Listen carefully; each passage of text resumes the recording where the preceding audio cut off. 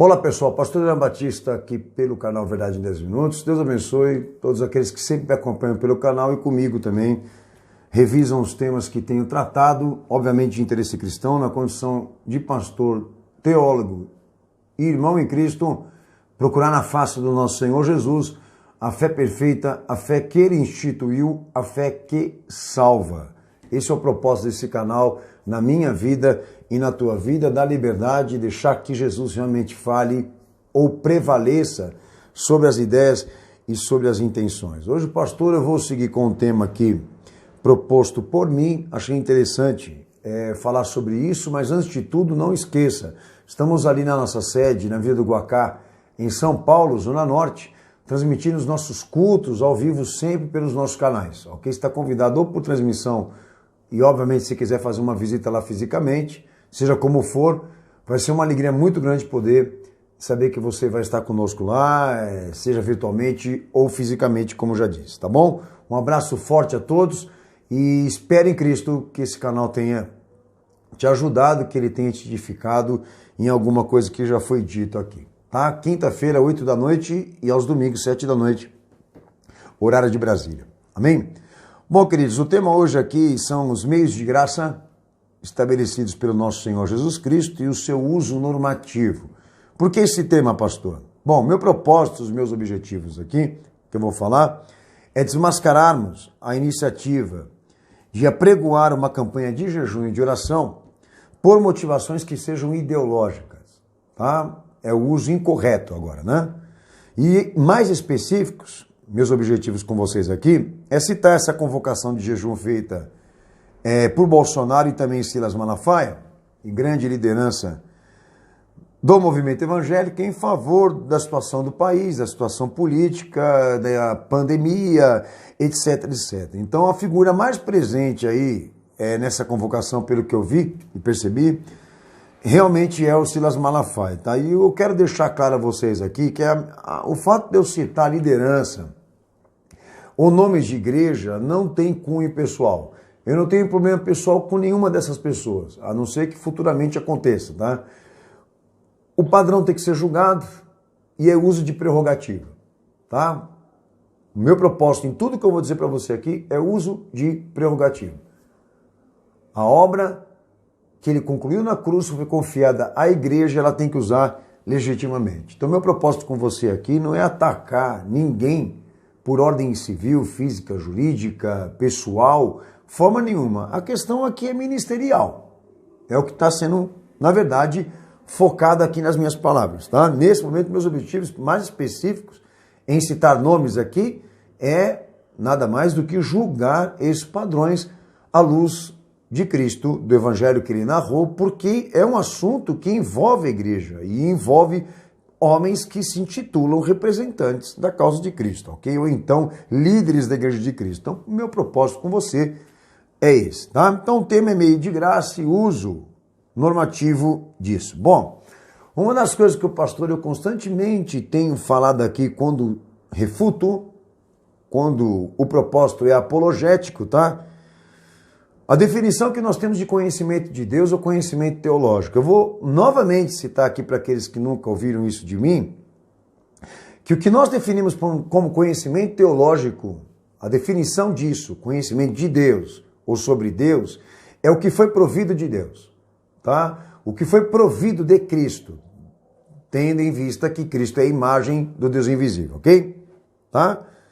Romanos 1:18 ao 20, Mateus 11:27, João 7, versículo 28 ao 29, a definição é: procede de um ato livre dele, sem interferência filosófica, tá? Esse é o princípio de tudo. Procede dele, é por ele e foi provido dele, sem interferência filosófica. Isso é o que a Bíblia define por conhecimento religioso ou conhecimento de Deus, tá? Outra definição importante que eu tenho dito para vocês aqui, e desafio qualquer um a refutar aí, ok? João 6,57, João 17,17, João 15:22, João 8:28, versículo 31 e 32 também, ok? E aquilo que procede de um ato livre dele e foi provido dele, passa a ser fundamento essencial disso. tá? Então tudo deve ser justificado ou fundamentado no que procede dele ou foi provido por ele, ok? É essencial, ok? E é essencial, ao mesmo tempo também inalterável. A pedra angular colocada perante os homens, ela é irremovível, como também não deve ser alterada, tá? Outro detalhe, 1 Coríntios 2, verso 7 ao verso 13, João 16, verso 7 ao verso 15, 1 Coríntios 13, 12, Lucas 6, 46, João 3, 16 ao versículo 21. O que é isso, pastor?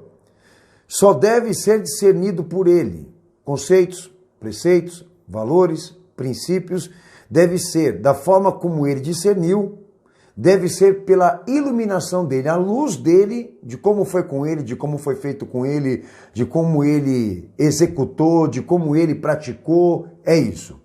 Só deve ser discernido por ele, não pode ter ponto de vista filosófico, tá? Não pode ser da maneira como eu quero, nem como você quer. Por isso é essencial, por isso inalterável, por isso provido dele, por isso inspiração tem a medida, a largura e a profundidade dele. Tá? A hermenêutica é Jesus. Outra definição. Mateus 7, verso 13 ao 14, um texto chave. O que procede de um ato livre dele, princípio de tudo, o que por ele mesmo foi provido e se tornou fundamento essencial disso, que exceto por ele pode ser discernido, por meio de uma iluminação dele, esse padrão não pode ser julgado por homens, eliminado por homens e sequer interpretado por homens. Não pode ter ponto de vista filosófico. E Jesus estava, na verdade, condenando isso. Mateus 7, verso 13 e 14. Qualquer tarefa ou dedicação ou esforço que queira tornar o que ele instituiu convencional, ou que queira tornar o que ele instituiu algo do povo, algo que atinja satisfações. Ok? Bom, então esse é o conceito que a Bíblia tem sobre conhecimento teológico, sobre conhecimento de fé. Tá? Outro detalhe que eu tenho levantado para vocês aqui para discutir qualquer coisa. A autoridade, o instrumento disso, que é o padrão provido por Cristo, que serve de comparações para gerações posteriores, que é o que na verdade eu defini como conhecimento teológico, domina 3 aspectos no Evangelho. E em toda a Bíblia Sagrada, a fé, o comportamento e o ministério. Cristo reina nesses 3 aspectos, ok? Então o instrumento de autoridade, o instrumento de execução, o padrão de execução está em Cristo. E a forma dele reinar nesses 3 aspectos, fé, comportamento e ministério, a forma de provar que ele está reinando é ser na dimensão, na largura, na profundidade, da forma como ele fez. Então Jesus está aqui nessa igreja, ou então Jesus está na minha vida, ou então Deus fala aqui nessa igreja e na minha vida. Para provar isso, Cristo deve reinar nesses 3 aspectos, fé, comportamento e ministério, com medidas canônicas, com princípios canônicos, com normativa, com respaldo, com justificações, com fundamento. Ok? Isso não pode ter teor generalizado, não pode ter teor filosófico, não pode ter conceitos inatos, etc, etc, etc. Eu venho tratando isso quando o propósito é apologético, eu venho tratando sobre isso. Tá? Então a autoridade não é minha, eu não sou portador do evangelho. Não é a minha igreja a única que é correta, a única que salva. Eu não sou representante da verdade, nem dono da verdade. Cristo provém isso a nós, o instrumento é ele. E a medida, e a largura e a profundidade disso está na vida dele, na obra dele, em tudo que ele foi, em tudo que ele falou, tendo em vista que ele é os profetas, que ele é a imagem do Deus invisível, etc, etc, etc. Ele é toda a história, ele é toda a Bíblia, etc, etc, etc. Ok? Outro detalhe que eu tenho feito levantamento aqui. Mas pastor, tudo isso para chegar lá no meio da graça, você vê como é que esses vagabundos dão trabalho para nós? Mas vamos lá. Natureza de igreja. Cada um tem a sua igreja, mas nós temos um fundamento, ok? Então, qual é a natureza da igreja que eu tenho tratado aqui para vocês pelo canal? A natureza da igreja que nós recebendo das Escrituras é a continuidade daquilo que está em Atos. Há igrejas, mas há só uma igreja. E essa deve ser contínua, ininterrupta. Então aquela igreja que está lá atrás, por mais que ela seja histórica e primitiva, a sua unicidade de fé, de caráter, de santidade, de testemunho, de ministério, tem que ser contínuo, historicamente falando, e ininterrupta. Então a Igreja Santa da Fé, que é o ministério da qual eu sou líder e presidente, o entendimento é que o CNPJ e a inscrição desse ministério é a parte jurídica que eu assumi e quem trabalha aqui nessa igreja também assumiu perante as leis dos homens, ok? Ponto. Mas em compensação, as atividades ministeriais, as atividades missionárias, as atividades doutrinárias no campo de membresia, daqueles que são aliados, daqueles que são comunidade, isso é a parte viva do que eu estou falando aqui. Então eu sou o representante, o dirigente da Igreja Santa da Fé para as nações, mas em compensação, eu não sou representante da Igreja Única. Porque a Igreja Única já tem a sua representação, como tem a sua estrutura apostólica e só proveu para mim o modelo disso para continuação. Eu vim falando sempre, ninguém pode ter a igreja ao seu gosto, o povo não pode exigir uma igreja para eles, a igreja não é do povo, não é do teu pastor, não é de ninguém. A igreja de Cristo, e ela foi instituída lá atrás e nós só devemos saber uma coisa, se estamos dentro dela fazendo o que ela fez. Bom, a ausência desses valores configurados e instituídos lá atrás nas Escrituras, a ausência desses valores na tua igreja ou na minha ou na de qualquer um configura a apostasia da fé. Ok? Então realmente a placa não tem importância. Mas tem importância aquilo que está dentro da igreja. O que se pensa, o que se fala, o que se faz, etc, etc, etc. E isso são coisas que eu acredito, que eu venho falando ao longo dos temas, que são importantes a gente citar aqui, tá? Exemplo, apostasia, no que diz respeito à ausência de valores usados pela igreja lá atrás, é muito simples. Você cai nas 7 igrejas do Apocalipse e você vê Jesus notificando a João para direcionar cada uma das cartas ao líder da igreja para que ele fosse notificado do quê? Daquilo que deixaram de fazer como ele pediu. Então vocês veem como é que é importante isso que eu estou falando aqui. Bem, porque para evitar que qualquer pastor que vá abrir o canal aí e venha ouvir isso, ou escutar de alguém que escutou de mim e vá falar para ele, entendeu que a minha igreja é a minha igreja, que eu que cuide da minha igreja, que eu tenho as minhas ovelhas para não se meter com a deles e com a igreja deles, esse papo furado, essa conversa furada. Por quê? Porque ninguém é dono da prerrogativa. Ninguém pode tomar o que é de Cristo para fazer como quer. Se colocar a igreja cristã, senhores, deve obediência a tudo isso que eu falei até aqui agora. A um conhecimento pré-estabelecido, cujo instrumento é a autoridade disso para ensinar gerações posteriores e definir padrão, definir natureza de igreja, definir, né, as qualidades dela, porque isso já foi instituído lá atrás, etc, etc, etc. E agora o que eu vou falar, os meios de graça, tá? É a mesma coisa, o critério teológico é o mesmo. Bom, quais são os meios de graça? Palavra, batismo, jejum e oração. Ok? Meios de graça. Pastor, a Santa Ceia é um meio de graça? Pode ser definido também. Ok? Mas é algo assim, um pouco, diríamos, separado, tá? Por questões de especialização e também teor de importância. Mas, em compensação, as 4 aqui estão dentro do que eu vou tratar. Meios de graça que devem ser observados dentro de uma natureza, dentro de uma raiz cristocêntrica, ou seja, todos eles estão direcionados a Cristo, tá? Para nos comunicar algo. É diferente de direcionado a nós para irmos até Ele. Não, estão direcionados a Cristo porque são instrumentos dele para a nossa edificação. Mas vamos lá. O que exigem esses meios de graça? Tá? Consulta, porque todos são normativos dentro de uma orientação, cada um deles. Todos estão restritos à fé, porque estão dentro de uma esfera redentiva, tá? O que exige mais esses meios de graça? Além da consulta e dos meios normativos, da questão da exigência da confissão de fé, porque está dentro de uma esfera redentiva, uma conduta correta.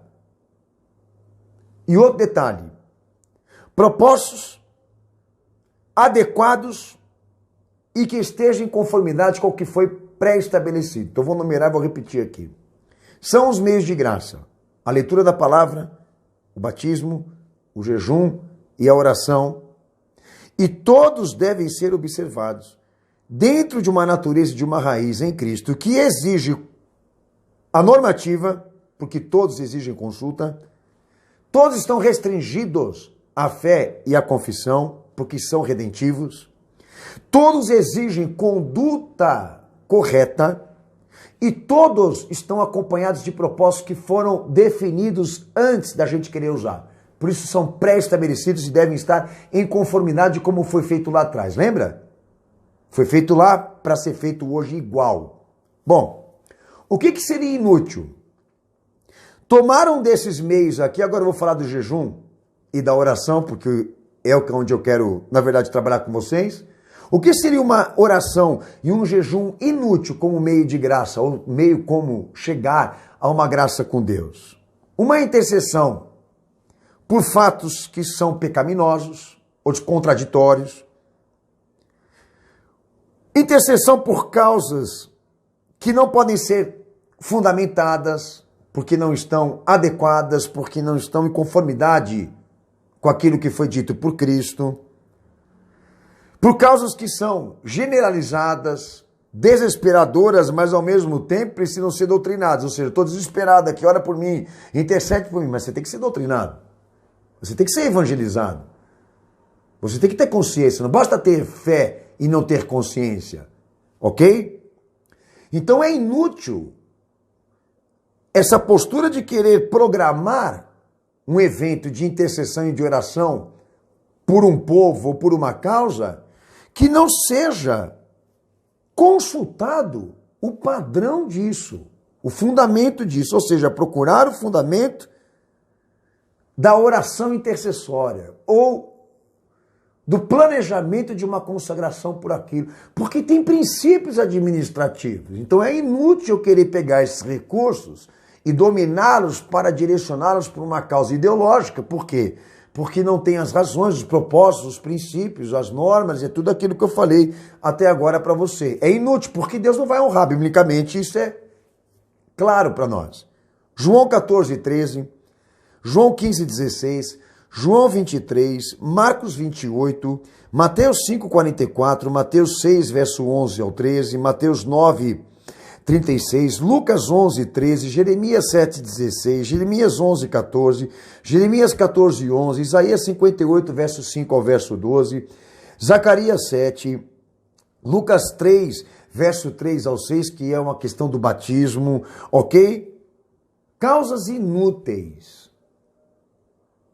Bom, eu podia citar uma coisa para vocês aqui. Balaão é um aspecto disso, de um mau gerenciamento, de uma má instrução de uso desses recursos aqui. Um homem que se prontificou exatamente em orar e interceder por uma causa que não era de Deus, por um propósito que não era sagrado, porque era um usurpador, ou seja, ele era um oportunista, um tremendo de um sem vergonha, de um safado, certo?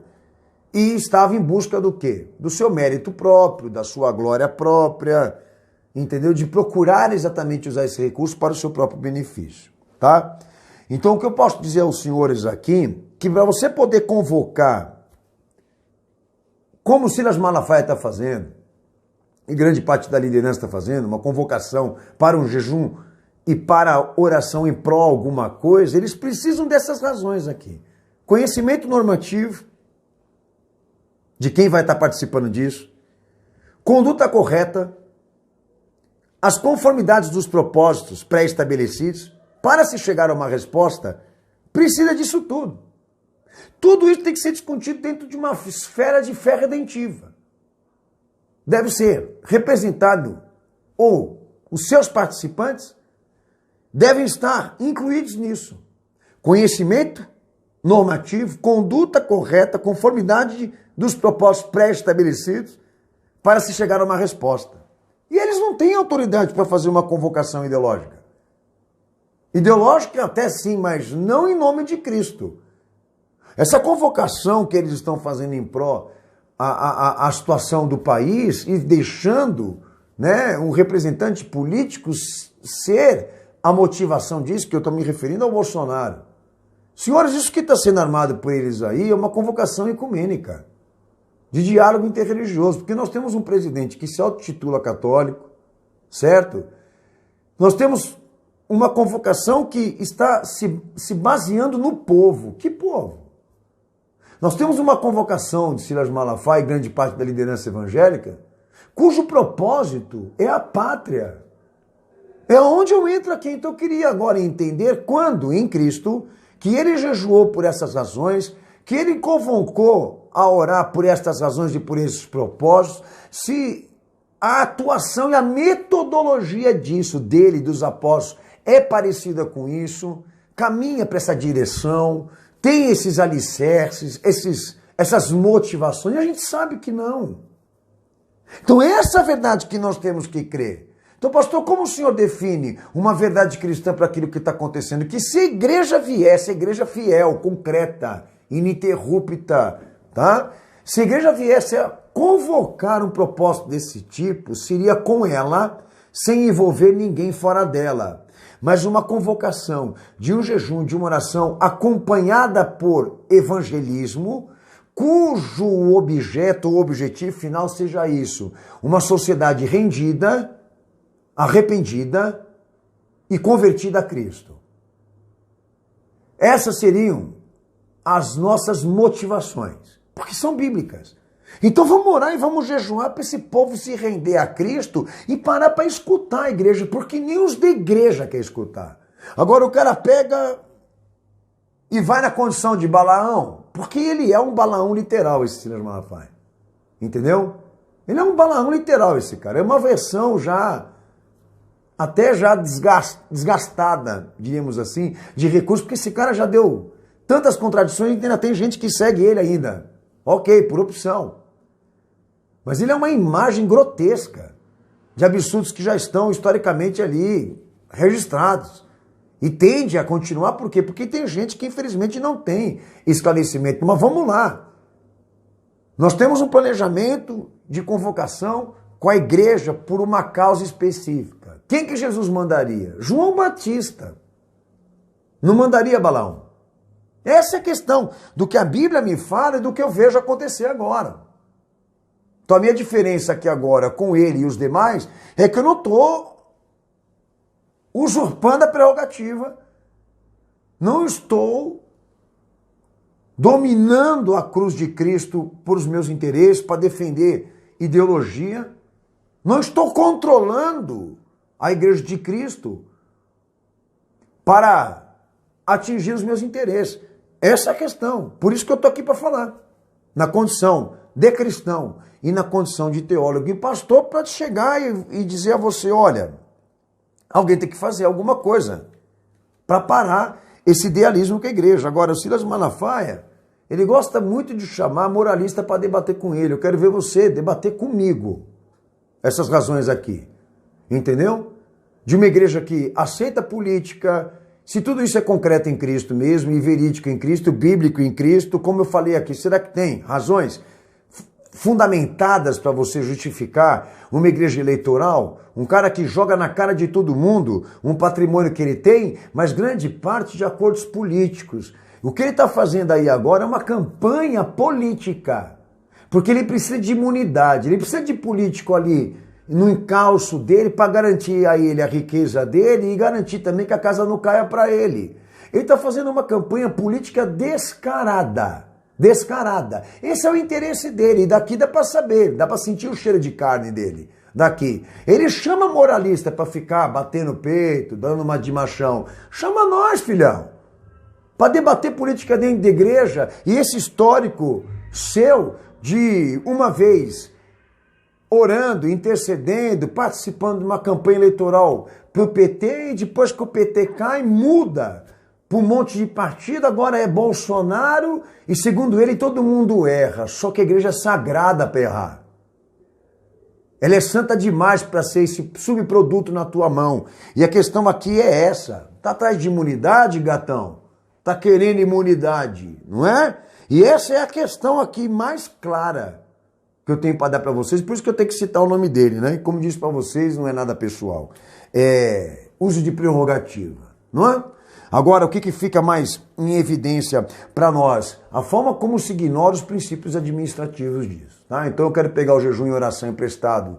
Aí, Jesus, dá licença. Vou ignorar os princípios administrativos, normativos e fundamentais e essenciais que o Senhor instituiu. E vou pegar o jejum e oração para deslocar para lá. Pelo povo, pela pátria, pela nação. E pior de tudo, ir gerando uma expectativa de que as coisas vão melhorar neste mundo, nesse sistema, e eu não escutei isso do meu Senhor, não. O uso equivocado da esperança. Então tem um monte de besteira sendo dita aí, e eu estou aqui só para trabalhar isso com você, que jejum e oração não é para ser praticado por quem não tem responsabilidade com a fé e conhecimento normativo. Não tem efeito nenhum, é inútil, como o dízimo também é, que igrejas ficam usando como fórmula da prosperidade, aproveitando que estou falando de Silas Malafaia, a fórmula da prosperidade. Dízimo não é para ser praticado por quem não tem responsabilidade com a igreja e com a fé. Como as ofertas também não. Ninguém quer oferta de ímpio e oferta do mundo. Quem tem que ajudar a igreja é quem é da igreja. Porque Deus não vai prosperar cego, Ele prospera, Ele abençoa, Ele salva o fiel. Já a igreja, quando olha para fora e vê o mundo, a iniciativa dela só tem que ser uma, evangelizar. Arrependei-vos, pois, porque é chegado o reino do céu. E João, ele tem o elemento dessa previsão. A igreja que Jesus queria hoje aqui. Uma igreja que prepara o caminho por onde o Senhor vai passar. E endireita as veredas. Arrependei-vos, pois, porque é chegado o reino do céu, e este homem era a visão administrativa da preparação daqueles que vão para Cristo. A igreja tem essa função, tá? Agora, se você quer ficar nos conceitos generalizados, se você quer continuar seguindo esses desesperados por causa política, por lobismo, por ideologias, porque eles estão tudo aí na guerra, senhores, tá? E agora vem eleições aí, por isso que eles estão fazendo tudo isso. E o vírus está rendendo, hein? Então um abraço a todos vocês, fiquem na paz do Senhor Jesus. Eu espero, no meu bom Jesus, que você apregoe um jejum, uma oração, para Deus falar e para que Ele te dê conselhos, para que Ele cumpra a vontade dEle na sua vida, porque foi para isso que o nosso Senhor jejuou e orou, como modelo a igreja, para seguir os seus passos. Deus abençoe vocês, fiquem na paz do Senhor Jesus. Espero na próxima que venha um tema do seu interesse. Deus abençoe a todos. Se quiser, sugestiona aí que eu vou ler. Um abraço. Deus abençoe todos. Maranata, Jesus está voltando.